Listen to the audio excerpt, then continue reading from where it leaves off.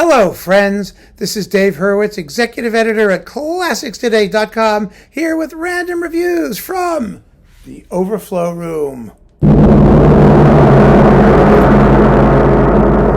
Yeah, you're not going to hear any more tam-tams in this pile of stuff because we're talking about, who are we talking about here? Yeah, mostly Renaissance choral music, and they don't have many tam-tams in there.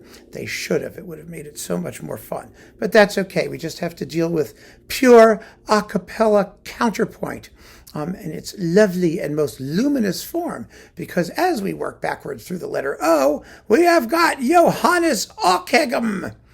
Ockeghem, however you want to pronounce it. Ockeghem. There he is. You can spell it and say it however you like. Ockeghem, Ockeghem. It's like clearing your throat. And we have, oh my gosh, this music is so beautiful. It really is. He wasn't a prolific composer, at least in as much as we have what survives, but he was the most highly respected contrapuntist of his era. And he wrote, I think, the earliest setting of the Requiem Mass, which sounds kind of like all the other Masses, because, they didn't do the emotional angle. That was all supposed to be sort of inwardly pure polyphony, and you didn't get like the Verdi Requiem, the Dies Irae, full of thunder and screaming, and different style, different time. Ockeghem, let me see what he lived. He lived from around 1410 to 1497. He had quite a long life, considering how little he wrote, but it doesn't matter. So what have we got here? We have this is the Tallis Scholars doing the Missa de plus en plus. De plus en plus is the motet on which the Mass is based. And the motet, or the song, chanson, whatever the hell it is, de plus en plus is by Gilles Binchois. And that's on here too. And you also get his Missa au travail suit. And you get the motet, or chanson au travail suit, with Ockeghem. It's either by Ockeghem or Barbengant. They're not sure, because a lot of these guys kind of sound the same. I hate to say it, but they do. It's like the classical period, the Baroque period. A lot of composers sound like other composers, and sometimes the attribution is a little bit iffy. But it's the Tallis Scholars, and it's on Gimmel, their label, and it's wonderful. Then we've got this thing with the Orlando Consort. They're doing the Missa de plus en plus again, and then a selection of chansons, because he was a great chansoniste, although, again, his output is quite small. Remember when Loiseau-Lyre issued the complete Ockeghem songs, which is upstairs somewhere, and I think it was just like 2 discs or something. There wasn't very much of it. But here it is, 4 voices, and they sound just lovely. There they are, the Orlando Consort, and they sound very consorting. Then there's like this 4 discs of Ockeghem on ASV Gaudeamus. They did wonderful, wonderful recordings, ASV. It would be nice to have all of their Clerk's group, Gaudeamus, Renaissance choral stuff boxed up, but ASV is now owned, I think, by Universal.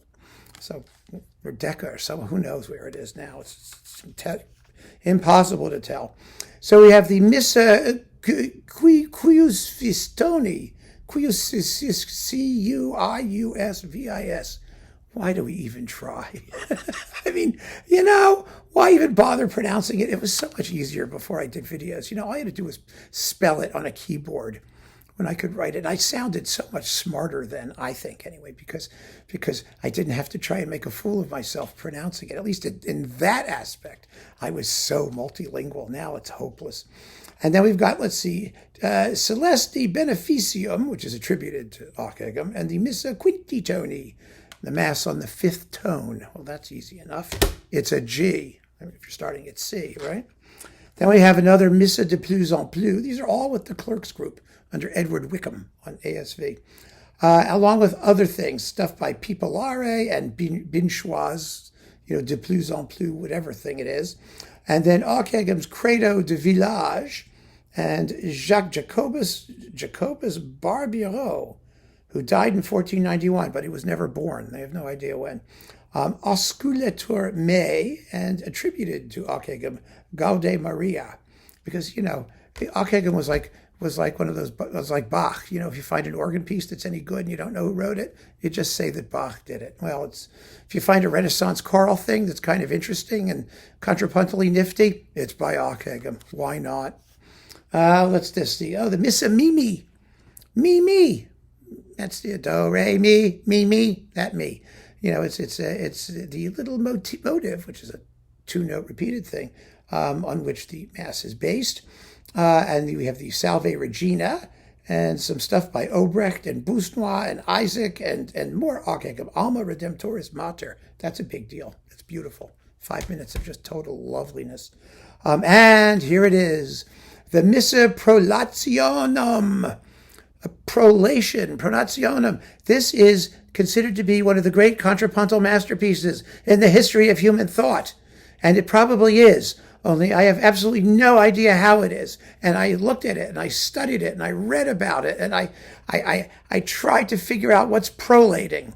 It's basically what he does is he takes the essential theme and runs it through every possible contrapuntal operation in all of the voices. And it goes backwards, forwards, and sideways and combines with itself in every conceivable way. And it's just dazzling. And it sounds like every other piece of Renaissance choral music, but really very lovely. The whole point of it is that you don't know that there's such ingenuity in the compositional craft because the music sounds so beautiful and so effortless. And that's kind of the point. So we've got some stuff by Obrecht, maybe, they don't really know, and Antoine Busnois, and Jean Poulois, and Josquin Després, yay! We have Illibata Dei Virgo Nutrix. Illibata Dei Virgo Nutrix. Nutrix. Sounds like a breakfast cereal. Well, it's not. It's 6 minutes and 49 minutes long, but fiber. Let's see. Then we have, this is an oldie, but a goodie. Lyricord, early music series, a Lyricord discs release from Lyricord, New York. The Scola Discantus under Kevin Mall, music of the Middle Ages. You'll see Ockeghem, the 2-3 voice masses. The Missa Sine Nomine. Well, that's easy. That means the Mass without a name because they don't know what it's based on. So they just call it Sine Nomine because it sounds like Latin and sophisticated. Yeah. And the Missa Quintitoni on the 5th tone again. Let's see, when was this recorded? These were done digitally recorded in 1992 at the Trinity Lutheran Church in Palo Alto. Oh, hell, I knew where that was. I played a concert there once, I think, back when I was at Stanford. Well, all right. So there it is. And what's this? Oh, we're done with Ockeghem. I got through it. Not seriously. Seriously, he's one of the really major names in the Flemish school of Renaissance polyphony from the 15th century. And you should have something of his. The Requiem or the Missa Prolationum or one of those things. But they're all beautiful. And, one will do you. And then if you like more, you can get more. It's a sensible way to approach it. This is fun. This is the Siegfried Ochs, who lived from 1858 to 1929, a minor German composer of no special renown, but he wrote this comic set of variations on Es kommt ein Vogel geflogen in the style of old and new masters, orchestrated by somebody Rosencrantz. It's really, really cute. And it's in the style of Bach, Haydn, Mozart, Strauss, Verdi, Gounod, Chopin, Wagner, Beethoven, Mendelssohn, Schumann, Brahms, Meyerbeer, and then it ends with a military march. So it's a cute little German folky tune done as the great composers would have done it. And this just knows Siegfried Ochs, O-C-H-S. It's the only work by him anyone cares about. And it's been recorded a few times, and you should have it in your collection. It's just, it's German, so it's not exactly a laugh riot, but it's charming. And you also get Karl Hermann Pilny, who was born in 1896, and if anything, he's even less known than Siegfried Ochs. So we have his Eskapaden eines Gassenhauers verhören mit Sinn für musikalische Eulenspiegeln. Spiegelein, pardon me. Spieglin, whatever they are. So, the theme is Was machst du mit dem Knie, lieber Hans? What are you doing with your Knie, lieber Hans? probably something naughty, and it's in the style of the great composers. We have Bach, Mozart, Schubert, Mendelssohn, Rossini, Verdi, Puccini, Max Reger, Strauss, Richard Strauss, Arnold Schoenberg, and Franz Liszt is the finale. That makes sense. This is a fun disc. It features the Ernst Günther Scherzer on piano, and the Nordwestdeutsche Philharmonie under Werner Andreas Albert on EMI. God knows if this is still around. I hope it is, because it really deserves a little bit of play. It's adorable. It's just adorable. And then we've got, let's see. Oh, look, Obrecht. Well, Obrecht is kind of like Ockeghem. Don't confuse the two. He lived from 1857-ish, 58 to 1505. At least they have the end date there. So he's a little bit later. He's about a generation later, but he's often lumped in with him. And here we have the Oxford Camerata and Jeremy Summerly on Naxos. Wonderful series of stuff they did. You have the Missa Kaputt, as in Ach du lieber Augustin, all ist kaputt. The Missa Kaputt. And the Salve Regina at 4-voice, and the Venit ad Petrum in mode 8. Mode 8 is it's one of my favorite modes. I mean, isn't it one of yours? I mean, mode 6 is nice, but mode 8 really, really does it.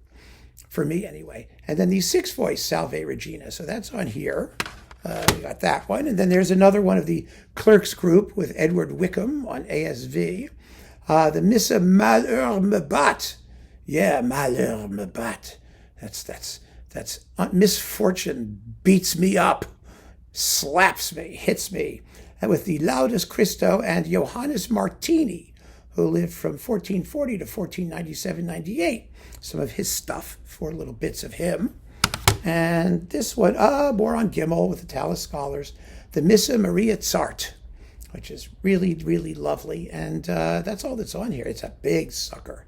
Wow, baby, 69 minutes. It's one of the major mass settings of all time. A huge Gesunte mass setting. It's really, really yummy. I mean, the Glorious 16 minutes, the Credos 15, the Sanctus and Benedictus 16 minutes, Agnus Dei 13 minutes. Wow. And a glorious performance, of course, because it's the Tallis Scholars. So there's a lot of Renaissance stuff for you to play with here. For some reason, Renaissance sacred music composers' last names often began with O. Well, at least 2 of them did. And then Siegfried Ochs in the middle, which is kind of quite an Oreo sandwich, isn't it? But keep on listening, friends. Thanks for joining me. Take care.